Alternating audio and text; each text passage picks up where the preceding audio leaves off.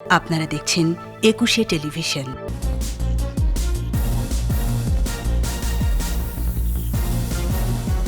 CMM আদালতে আইনজীবীদের বিক্ষোভের পর বিচারক ছুটিতে, আন্দোলন স্থগিত।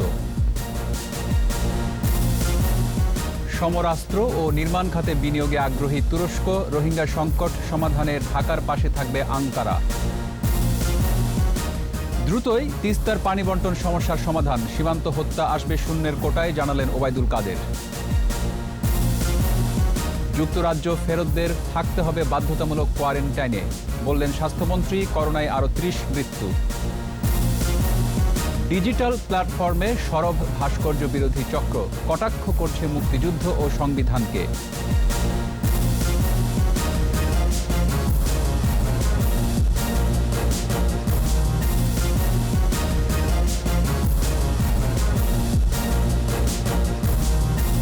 শুনছিলেন ফার্স্ট সিকিউরিটি ইসলামী ব্যাংক লিমিটেড সংবাদ শিরোনাম। আমন্ত্রণ জানাচ্ছি সন্ধ্যা ৭টার একুশে সংবাদে, সাথে আছি রক্তিম ত্রিপুরা। দর্শক, একুশে টেলিভিশনের সংবাদ একই সাথে সরাসরি দেখতে পাবেন আমাদের ফেসবুক পেজ www.facebook.com/2124 অনলাইনে। এছাড়া সংবাদে আরও থাকছে: পদ্মা জয়ের স্মৃতি কখনো ভোলার নয়, শেখ হাসিনার নামে সেতুর নামকরণের দাবি।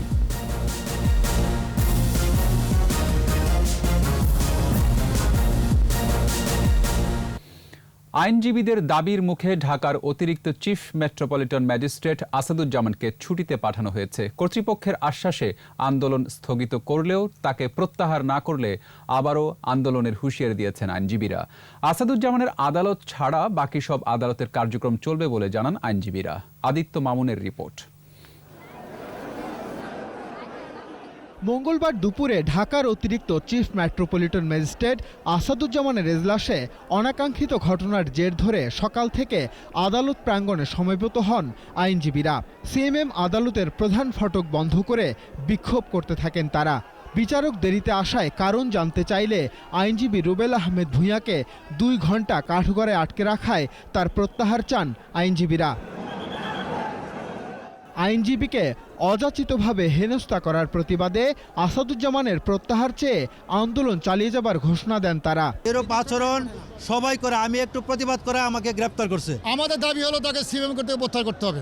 দীর্ঘ 4 ঘণ্টা বিক্ষোভের পর ঢাকা বার নেতারা সংহতি জানান বিক্ষুব্ধ আইনজীবীদের সাথে। পরে কর্তৃপক্ষ আসাদুজ্জামানকে 2 দিনের ছুটিতে পাঠায়। তাৎক্ষণিকভাবে ওনাকে বিজ্ঞ সিএমএম স্যার ছুটি ঘোষণা করে দিয়েছে।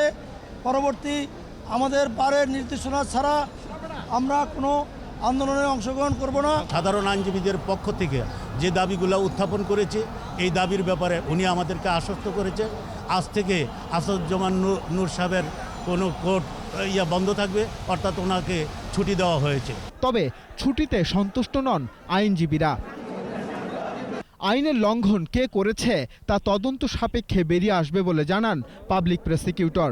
এটার তদন্ত সাপেক্ষে পরবর্তী কার্যক্রম গ্রহণ করবেন বলে আমাদেরকে আশ্বস্ত করেছেন। আমাদের ঢাকা আইনজীবী সমিতির সাবেক এবং বর্তমান সভাপতি, সেক্রেটারি সহ আইনজীবী নেতৃবৃন্দকে জানিয়েছেন যে তিনি এটির একটি অত্যন্ত সুন্দর সমাধান দিবেন। ঢাকার মুখ্য মহানগর হাকিম আদালতে এমন ঘটনার নিন্দাও জানান আইনজীবীরা। আদিত্য মামুন, একুশে টেলিভিশন, ঢাকা। বাংলাদেশ চাইলে নির্মাণ ও সমরাস্ত্র খাতে বিনিয়োগে আগ্রহী তুরস্ক, আর রোহিঙ্গা সমস্যার শান্তিপূর্ণ সমাধানে ঢাকার সাথে কাজ করতে চায় আঙ্কারা। রাষ্ট্রীয় অতিথি ভবন পদ্মায় বৈঠক শেষে এ কথা জানিয়েছেন তুরস্কের সফররত পররাষ্ট্রমন্ত্রী মেভলুত চাভুসোগলু। করোনা মহামারী মোকাবেলায় সহযোগিতা অব্যাহত থাকবে বলেও জানান তিনি। রিপোর্টে আরও জানাচ্ছেন মোহাম্মদ নুরুন্নবী। সফরের দ্বিতীয় দিনে গণভবনের প্রধানমন্ত্রী শেখ হাসিনার সাথে সৌজন্য সাক্ষাৎ করেন তুরস্কের পররাষ্ট্রমন্ত্রী মেভলুত চাভুসলুগু। পরে রাষ্ট্রীয় অতিথি ভবন পদ্মায় বসে 2 দেশের পররাষ্ট্রমন্ত্রী পর্যায়ে বৈঠক। 2 দেশের বাণিজ্যের বর্তমান অবস্থা এবং বাণিজ্য ও বিনিয়োগের বিষয়ে আলোচনা হয় বৈঠকে। স্থান পায় করোনা মহামারী মোকাবেলা এবং রোহিঙ্গা সংকটের শান্তিপূর্ণ সমাধানের বিষয়। বৈঠক শেষে যৌথ সংবাদ সম্মেলনে সেসব কথাই জানালেন 2 পররাষ্ট্রমন্ত্রী। তুরস্কের পররাষ্ট্রমন্ত্রী মেভলুত চাভুসলুগু বলেছেন, রোহিঙ্গাদের নিজ দেশে সম্মানের সাথে প্রত্যাবাসনই এ সমস্যার সমাধান। এই প্রক্রিয়া ত্বরান্বিত করতে বাংলাদেশের সাথে থাকবে তার দেশ। Continue working with Myanmar for a safe, voluntary and dignified return. প্রশংসা করেন করোনা মহামারী মোকাবেলায় বাংলাদেশের উদ্যোগ ও প্রস্তুতির। বলেন, এই সংকট মোকাবেলায় চিকিৎসা উপকরণ সহায়তা অব্যাহত রাখবে তুরস্ক। বাংলাদেশ চাইলে নির্মাণ ও সমরাস্ত্র শিল্পে তুরস্কের বিনিয়োগের আগ্রহ আছে বলেও জানান তুরস্কের পররাষ্ট্রমন্ত্রী। And there is a wide range of investment and trade opportunities from health to defense industry. One of the best quality, very competitive price, no conditionality, no preconditions or political conditions. One of the best in the world. We are second after China in construction sector. Therefore, they are also interested to undertake all those possible projects. পররাষ্ট্রমন্ত্রী doctor একে আব্দুল মোমেন জানিয়েছেন, রোহিঙ্গা সংকট মোকাবিলা শুধু বাংলাদেশের একার দায়িত্ব নয়, এগিয়ে আসতে হবে আন্তর্জাতিক সম্প্রদায়কেও। For being a true and reliable friend, in particular on the issues of concerning Rohingya crisis. এই বৈঠকে বাংলাদেশ তুরস্ক বাণিজ্যের বর্তমান আকার $1 বিলিয়ন থেকে $2 বিলিয়ন উন্নীত করার লক্ষ্য নির্ধারণ করেছে দুই দেশ। Bilateral trade volume, $2 billion. Mohammad Nurun নবী, 21 টেলিভিশন, ঢাকা। শীঘ্রই তিস্তার পানি বন্টন সমস্যার সমাধান হবে, এ নিয়ে সবুজ সংকেত পাওয়া গেছে, জানিয়েছেন সড়ক পরিবহন ও সেতুমন্ত্রী ওবায়দুল কাদের। সীমান্ত হত্যা শূন্যের কোটায় নিয়ে আসতে ভারতের সাথে আলোচনায় মতৈক্য হয়েছে। ভারতীয় হাইকমিশনার বিক্রম ডোরাইস্বামীর সাথে বৈঠক শেষে এসব জানান ওবায়দুল কাদের। প্রণব চক্রবর্তীর রিপোর্ট। বঙ্গবন্ধু এভিনিউয়ে আওয়ামী লীগের কার্যালয় পরিদর্শনে আসেন বাংলাদেশে নিযুক্ত ভারতীয় হাইকমিশনার বিক্রম কুমার দোরাইস্বামী। তাকে স্বাগত জানান আওয়ামী লীগ সাধারণ সম্পাদক ও সেতুমন্ত্রী ওবায়দুল কাদের। পরে মত বিনিময় করেন আওয়ামী লীগের কেন্দ্রীয় নেতাদের সাথে। আলোচনা শেষে ওবায়দুল কাদের বলেন, আস্থা আর বিশ্বাসের এ সম্পর্কের ভিত্তিতেই আসবে তিস্তা সমস্যার সমাধান। আমাদের লং স্ট্যান্ডিং প্রবলেমের মধ্যে তিস্তার পানি বন্টনটা একটা সমস্যা, এটা নিয়ে আমরা আলোচনা করেছি। আমরা আশা করছি যে তিস্তা পানি বন্টন সমস্যা ব্যাপারেও একটা এগ্রিমেন্ট অচিরেই হবে এবং এ ব্যাপারে আমরা সবুজ সংকেতও পাচ্ছি। দীর্ঘদিন ধরে সীমান্তে যে হত্যা, তারও সুরাহা হবে অচিরেই।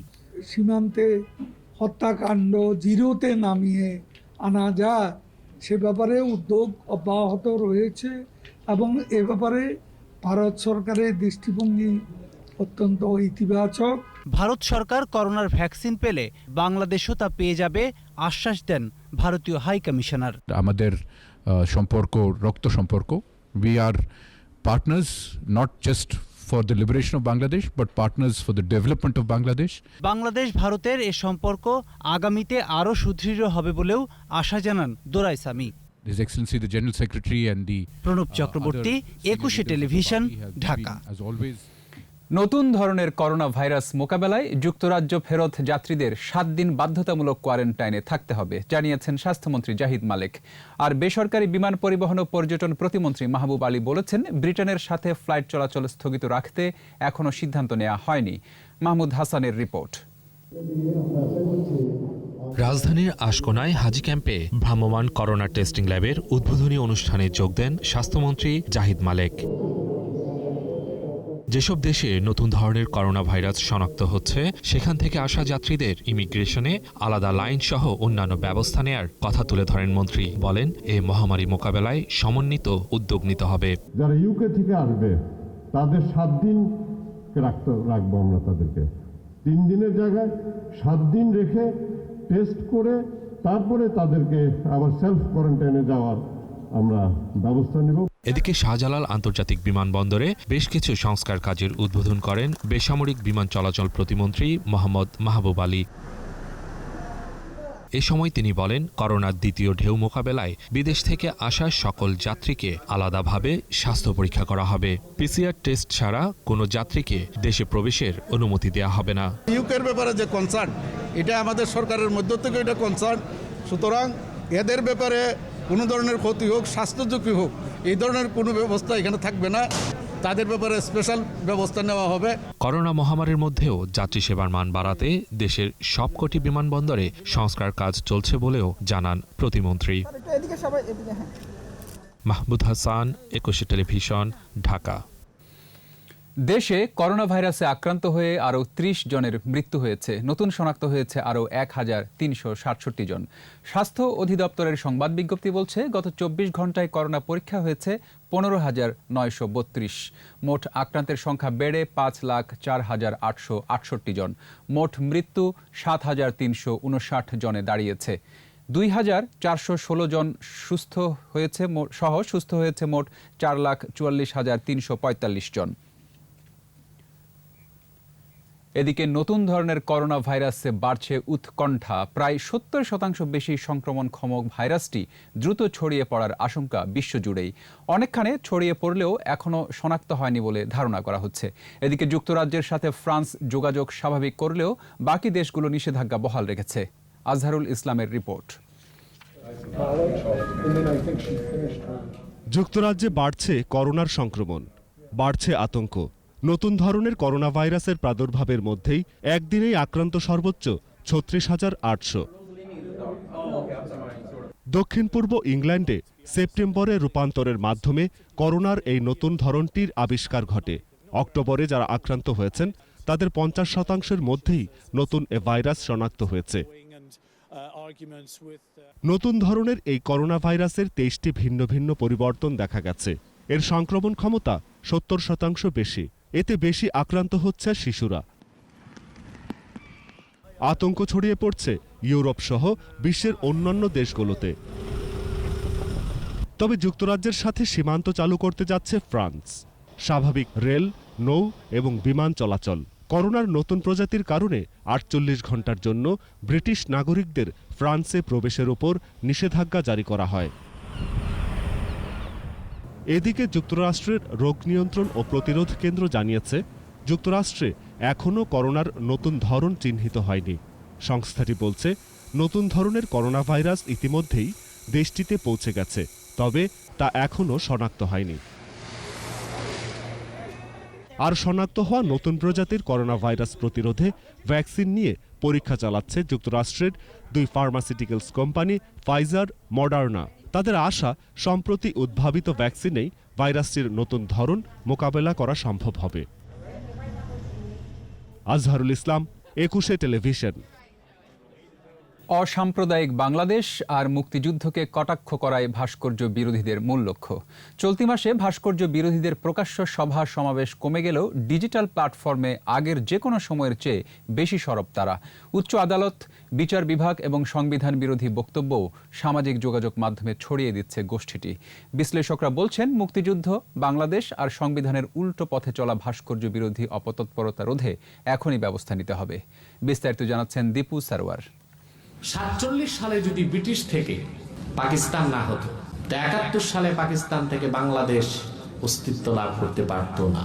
জাতির পিতা বঙ্গবন্ধু শেখ মুজিবুর রহমান মুক্তিযুদ্ধ, শহীদ মিনার, বধ্যভূমি আর জাতীয় স্মৃতিসৌধ নিয়ে চলছে মিথ্যাচার।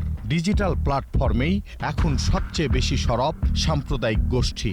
মুসলমানদের হাত থেকে শাসন ইংরেজদের হাতে চলে যাওয়াতে হিন্দুরা এটাকে আশীর্বাদ মনে করেছে। জাতীয় পতাকা মাথায় বেঁধেই মুক্তিযুদ্ধের বিরোধিতা করার ঔদ্ধত্য দেখাচ্ছে তারা। গত নভেম্বরে শুরু হওয়া ভাস্কর্য বিরোধী তৎপরতা এখন আর প্রকাশ্যে নেই, তবে নানাভাবে হুমকি অব্যাহত আছে। কোন নেতার নেত্রীর গোলামি নয়, কোন ব্যক্তির পূজা নয়। কুষ্টিয়ায় জাতির পিতার ভাস্কর্য ভাঙার পর ব্রিটিশ উপনিবেশ বিরোধী আন্দোলনের নেতা বিপ্লবী বাঘা যতীনের ভাস্কর্যেও আঘাত আসে। এসবের পাশাপাশি নারীর শরীর, চরিত্র ও শিক্ষা নিয়ে চলছে ব্যঙ্গ বিদ্রূপ। কর্মজীবী নারীকে নিয়েও হচ্ছে নানা অশালীন মন্তব্য। আমার মা বোনেরা বারবার দেশের সরকার সংসার জ্বালায় পোড়ায় করে দিল সরকার। উচ্চ আদালত আর বিচার বিভাগ নিয়েও বিরূপ মন্তব্য করতে ছাড়ছেন না তারা। বিচারপতি হইছে। ভাস্কর্যকে নাজায়েজ ফতোয়া দেয়া হলেও সামাজিক যোগাযোগ মাধ্যমে বক্তৃতা, বিবৃতি ও টকশোতে অংশ নেয়া জায়েজ বলে মন্তব্য তাদের। এটা সরাসরি সম্প্রচার, এটা কেউ দেখলে অন করলে দেখবে, অন না করলে দেখবে না। ডিজিটাল প্ল্যাটফর্মে উগ্র সাম্প্রদায়িক গোষ্ঠীর তৎপরতা নজরদারিতে আছে এবং দ্রুতই এদের বিরুদ্ধে ব্যবস্থা নেওয়া হবে বলে জানিয়েছে পুলিশের অপরাধ তদন্ত বিভাগ। উগ্র সাম্প্রদায়িক একটা গোষ্ঠী ডিজিটাল প্ল্যাটফর্মে অনলাইনে খুব বেশি সরবতা, এদের বিরুদ্ধে অলরেডি মামলা হয়েছে এবং আমাদের সিআইডির যে সাইবার ইউনিট তাদের যাবতীয় কার্যক্রম মনিটর করছে, কে কেমন সরব এই ব্যাপারে আমরা সার্বক্ষণিকই নজরদারি রাখছি। রাজনীতিবিদ ও বিশ্লেষকরা বলছেন সাম্প্রদায়িক বিষবাষ্প ছড়িয়ে দেশকে অস্থিতিশীল করতে চাওয়া গোষ্ঠীর শেকড় অনেক গভীরে। এরা হচ্ছে বিএনপি জামাতের ভাড়াটে খেলোয়াড়। 13 সালে বিএনপি জামাতের ভাড়াটে খেলোয়াড় হিসেবে খেলেছে, পাকিস্তানের ভাড়াটে খেলোয়াড় হিসেবে খেলেছে, বঙ্গবন্ধুর খুনিদের ভাড়াটে খেলোয়াড় হিসেবে খেলেছে। এরা বাংলাদেশে রাজনৈতিক অশান্তি তৈরি করে। সংবিধানের উল্টো পথে চলা শক্তিকে প্রতিহত করেই দেশকে এগিয়ে নিতে হবে বলে মন্তব্য এই রাজনীতি বিশ্লেষকের। যারা হইচই করছে তার একটা অংশ কিন্তু আসলে বিশ্বাসই করছে একেবারে, কারণ তারা ছোটবেলা থেকে ওটাই শিখে এসেছে। ভাস্কর্য বিরোধী সাম্প্রদায়িক শক্তি প্রশ্রয় পেলে সুযোগ সন্ধানীদের এগিয়ে যাওয়ার সম্ভাবনা দেখা দিতে পারে বলেও মন্তব্য তার। যখনই ঘটনা এগুলো হয়েছে তখনই বিভিন্ন ফোর্স কিন্তু চেষ্টা করে এই সুযোগে একটা রাজনীতি করা। Dipu Sarwar, 21 television, Dhaka. No mask no service বিধি মেনে চলুন, সুস্থ থাকুন। নিচ্ছি বিরতি, যখন ফিরছি তখন অন্যান্য খবরের সঙ্গে আরও থাকছে। 4 বছরে এমপি পাপুলের 350 কোটি টাকা লেনদেন, আত্মীয়দের 613 ব্যাংক হিসাব জব্দের সিদ্ধান্ত।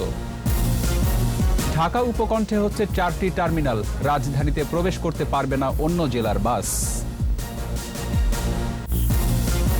আবারও আমন্ত্রণ সন্ধ্যা 7টার 21 সংবাদে। জিয়াউর রহমান ছিলেন ধূর্ত ষড়যন্ত্রকারী, নেপথ্যে বসে দেশের বিরুদ্ধে ষড়যন্ত্রের কলকাঠি নেড়েছেন বলেছেন তথ্যমন্ত্রী ডক্টর হাসান মাহমুদ। জাতীয় প্রেস ক্লাবে স্বাধীনতা পরিষদের আলোচনা সভায় তিনি বলেন, জিয়াউর রহমান প্রথমে মোস্তাককে ক্ষমতায় বসিয়ে পরে নিজেই ক্ষমতায় বসেছেন। ক্ষমতায় বসে পুনর্বাসন করেছেন স্বাধীনতা বিরোধীদের, তারাই আজ ভাস্কর্য বিরোধিতা করছে। এ সময় স্বাধীনতার চেতনা সমুন্নত রেখে ধর্মের অপব্যাখ্যাকারীদের বিরুদ্ধে সোচ্চার থাকার আহ্বান জানান তথ্যমন্ত্রী।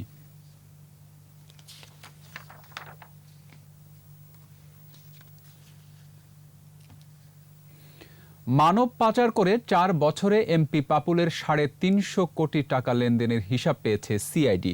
সংস্থাটির প্রধান জানিয়েছেন, পাপুলের অর্থ ও সম্পদ জব্দ করতে আবেদন করা হয়েছে। এদিকে পাপুল, তার স্ত্রী শ্যালিকা এবং মেয়ের 8টি ব্যাংকের 613টি ব্যাংক হিসাব জব্দের সিদ্ধান্ত নিয়েছে দুদক। আরও জানাচ্ছেন দীপু শিকদার। রাজধানীর পল্টন থানায় গত মঙ্গলবার মানি লন্ডারিং আইনে পাপুলের বিরুদ্ধে মামলা করে সিআইডি। আসামি করা হয় নামে বেনামে আরও বেশ কয়েকজনকে।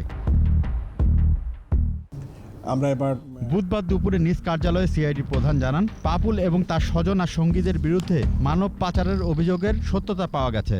উনি এবং ওনার অ্যাসোসিয়েট যারা প্রায় 526টা আমরা অ্যাকাউন্ট এবং এফডিআরের আমরা সন্ধান আমরা পেয়েছি। তো এখন যে মামলাটা করেছি এখানে সুনির্দিষ্ট মানব পাচারের ক্ষেত্রে আমরা যে অংশটুকু পেয়েছি শুধু সেই অংশটুকু আমরা উল্লেখ করেছি এখানে, কিন্তু 38 কোটি টাকা আমরা এখানে উল্লেখ করেছি। কিন্তু আমরা দেখতে পাচ্ছি যে ওনার এই সব জায়গা থেকে প্রায় 350 কোটি টাকার বেশি লেনদেন হয়েছে। আরও বেশ কয়েকজনের নাম পাওয়া গেছে জানিয়ে সিআইডি প্রধান বলেন, এরই মধ্যে পাপুলের অর্থ আর সম্পদ জব্দের জন্য আবেদন করা হয়েছে। ইতিমধ্যে এই আইন অনুযায়ী ওনার যে প্রপার্টি আছে এবং যে ব্যাংক ব্যালেন্স আছে এগুলোকে সিজ করার জন্য, ফ্রিজ করার জন্য আমরা কোর্টে প্রেয়ার দিয়েছি। আমরা আশা করছি অচিরেই কোর্ট আমাদের এই প্রেয়ারটা বিবেচনা করবে, এই প্রপার্টিগুলোকেও আমরা সিজ এবং ফ্রিজ করব। এদিকে পাপুল এবং তার স্বজনদের নামে থাকা সম্পত্তি জব্দ করার সিদ্ধান্ত নিয়েছে দুর্নীতি দমন কমিশন। দীপু শিকদার, 21 টেলিভিশন, ঢাকা। করোনাকালীন বিশেষ আর্থিক অনুদান হিসেবে জাতীয় প্রেস ক্লাবকে 50 লাখ টাকা দিয়েছেন প্রধানমন্ত্রী শেখ হাসিনা।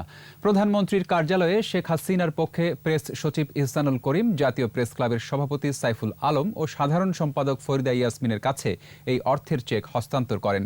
এ সময় প্রধানমন্ত্রীর কার্যালয়ের কর্মকর্তারা উপস্থিত ছিলেন।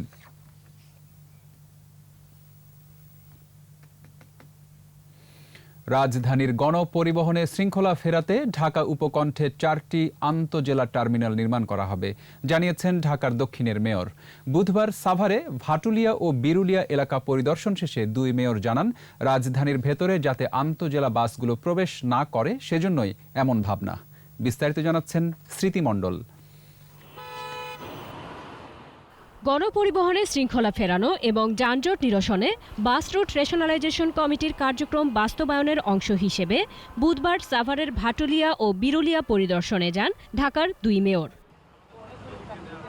পরে সাংবাদিকদের সাথে কথা বলেন তারা, জানান রাজধানীর ভেতরে যাতে আন্তঃজেলা বাসগুলো প্রবেশ না করে সেজন্য উদ্যোগ নেওয়া হয়েছে। বাস রুট রেশনালাইজেশন সহ গণপরিবহন ব্যবস্থাকে সম্পূর্ণরূপে একটা শৃঙ্খলার মধ্যে আনার কার্যক্রম হাতে নিয়েছে। যানজট নিরসনে ঢাকার উপকণ্ঠে 4টি আন্তঃজেলা বাস টার্মিনাল স্থাপনের সিদ্ধান্তের কথা জানান তিনি। অচিরেই এখানে আন্তঃজেলা বাসদের জন্য টার্মিনাল স্থাপন করা হবে, নির্মাণ করা হবে। এটা নির্মাণ করা হলেই ঢাকা শহরের উপরে চাপগুলো কমে যাবে। আর উত্তরের মেয়র বলেন, আগামী বছরের 1 এপ্রিল ঘাটারচর থেকে মতিঝিলের বাস চালু হচ্ছে, আর বিভিন্ন জেলা থেকে আসা বাসগুলো রাজধানীর ভেতরে প্রবেশ করতে পারবে না। আমরা কিন্তু সবাই চাই একটু শৃঙ্খলা আনতে। সে শৃঙ্খলা আনার জন্যই শহরের বাস শহরের মধ্যে সে ফ্র্যাঞ্চাইজ রুট নিয়ে চলবে এবং তারই পরিপ্রেক্ষিতে 1 এপ্রিল ঘাটারচর থেকে মতিঝিল আমরা প্রথম শুরু করতে যাচ্ছি। রাজধানীতে আন্তঃজেলা বাসের মধ্যে প্রতিযোগিতা হচ্ছে, এতে ট্রাফিক ব্যবস্থা ভেঙে পড়েছে। এ কারণে ব্যাপক যানজটের সৃষ্টি হচ্ছে বলেও জানান তারা। স্মৃতি মণ্ডল, একুশে টেলিভিশন, ঢাকা। পাথর কোয়ারি সচল করার দাবিতে পরিবহন ধর্মঘটে অচল সিলেট বিভাগ। শহরের কেন্দ্রীয় বাস টার্মিনাল থেকে ধর্মঘটের দ্বিতীয় দিনেও ছেড়ে যায়নি দূরপাল্লার কোনো যানবাহন। যাত্রী ও পণ্যবাহী যান চলাচল না করায় দুর্ভোগ বেড়েছে সাধারণ মানুষের। দাবি না মানা হলে বৃহত্তর আন্দোলন কর্মসূচি ঘোষণা করা হবে বলে হুঁশিয়ারি দিয়েছেন আন্দোলনকারীরা। সিলেট বিভাগীয় প্রতিনিধি ওয়েস খসরুর রিপোর্ট, জানাচ্ছেন মুশফিকা নাজনীন।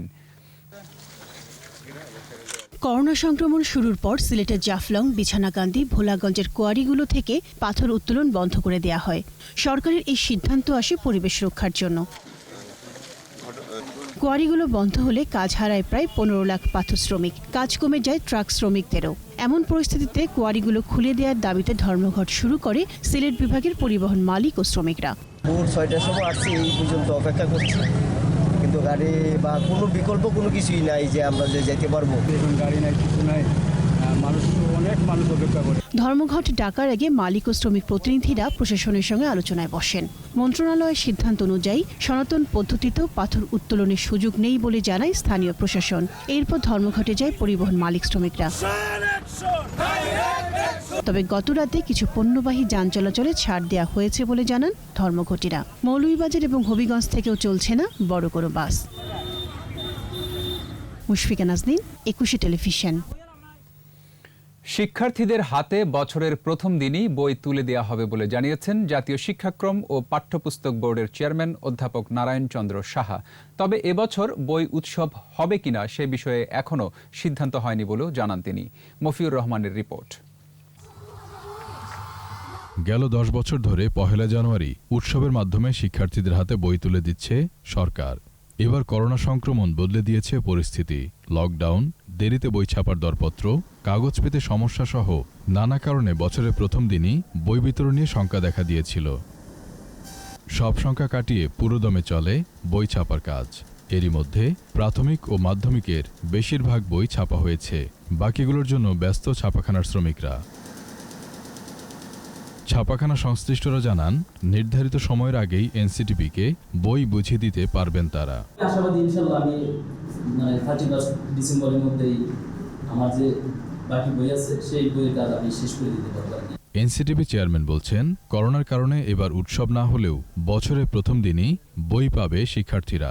প্রাইমারির বইগুলো অধিকাংশ আমাদের ফিল্ড লেভেলে চলে গেছে এবং মাধ্যমিকেরও অধিকাংশ বই চলে গেছে। উৎসব মুখর পরিবেশে যে হতো বিগত সময়গুলোতে, সেটার ব্যাপারে এখনো সরকারিভাবে কোনো সিদ্ধান্ত আসেনি। 1 তারিখে শিক্ষার্থীদের হাতে বই পৌঁছাবে এবং কোয়ালিটি বই পৌঁছাবে।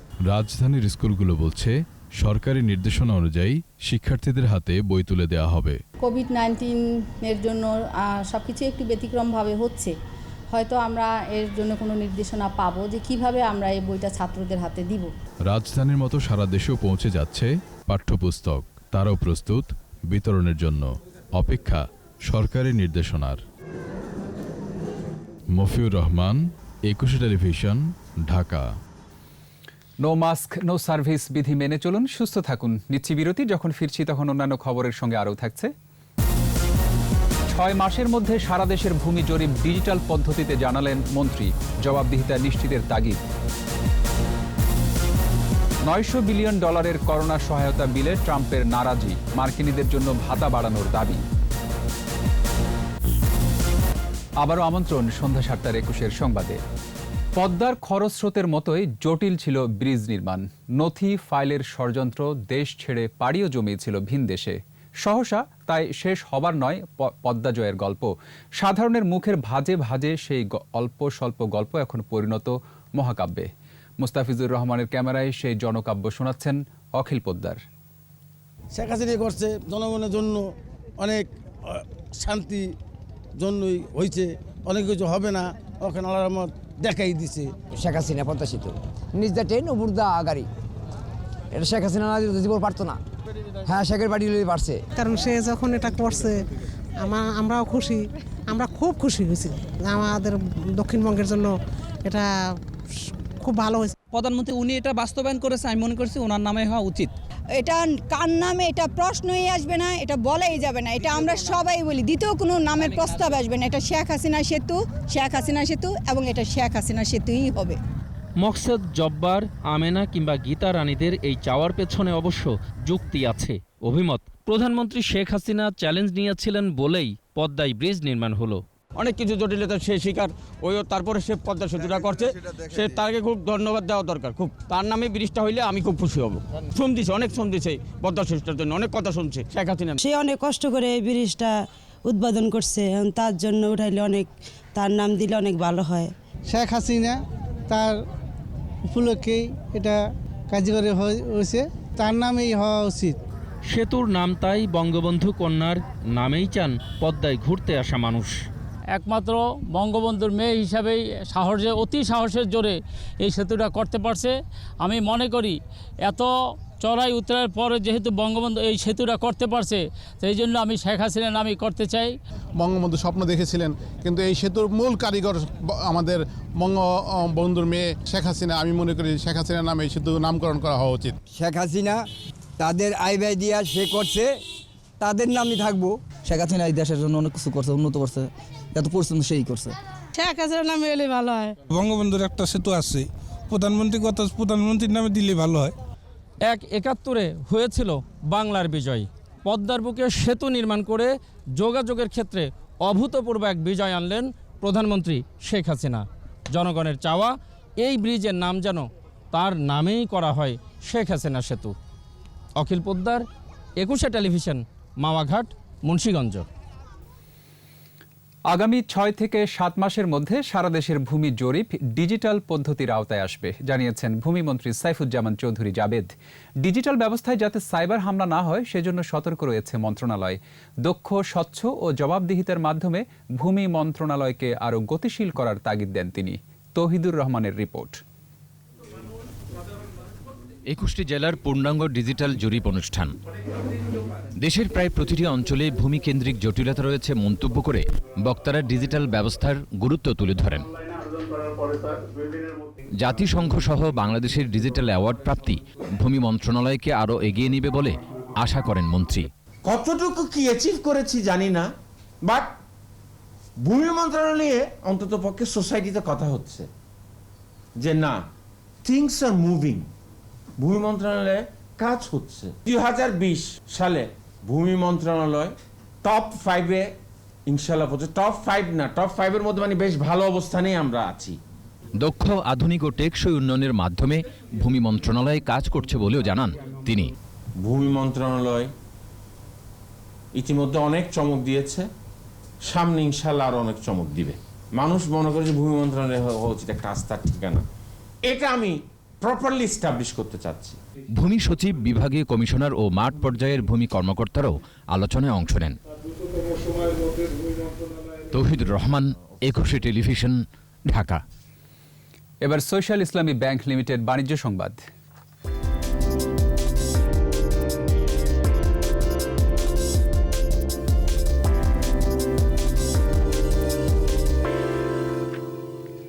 $2 লাখ ইউনিট মোটরসাইকেল উৎপাদনের তৈরির মাইল ফলক ছুঁয়েছে বাংলাদেশ হোন্ডা প্রাইভেট লিমিটেড। 89,900 টাকায় মোটরসাইকেলটি আজ থেকে সারা দেশে পাওয়া যাবে। মুন্সিগঞ্জের গজারিয়ায় আব্দুল মোনেম অর্থনৈতিক অঞ্চলে প্রতিষ্ঠানের কারখানায় নতুন মোটরসাইকেল নিউ হোন্ডা ড্রিম নামে 110 সিসির মোটরসাইকেল উন্মোচন করা হয়। দেশের বিভিন্ন জেলায় অনলাইনের মাধ্যমে নতুন মডেলের মোটরসাইকেলের উদ্বোধন অনুষ্ঠান উপভোগ করেন অতিথিরা।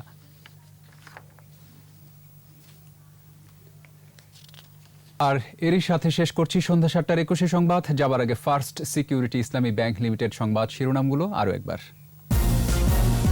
সিএমএম আদালতে আইনজীবীদের বিক্ষোভের পর বিচারক ছুটিতে, আন্দোলন স্থগিত। সমরাস্ত্র ও নির্মাণ খাতে বিনিয়োগে আগ্রহী তুরস্ক, রোহিঙ্গা সংকট সমাধানে ঢাকার পাশে থাকবে আঙ্কারা। দ্রুতই তিস্তার পানি বন্টন সমস্যার সমাধান, সীমান্ত হত্যা আসবে শূন্যের কোটায়, জানালেন ওবায়দুল কাদের। যুক্তরাজ্য ফেরতদের থাকতে হবে বাধ্যতামূলক কোয়ারেন্টাইনে, বললেন স্বাস্থ্যমন্ত্রী। করোনায় আরও 30 মৃত্যু। ডিজিটাল প্ল্যাটফর্মে সরব ভাস্কর্য বিরোধী চক্র, কটাক্ষ করছে মুক্তিযুদ্ধ ও সংবিধানকে।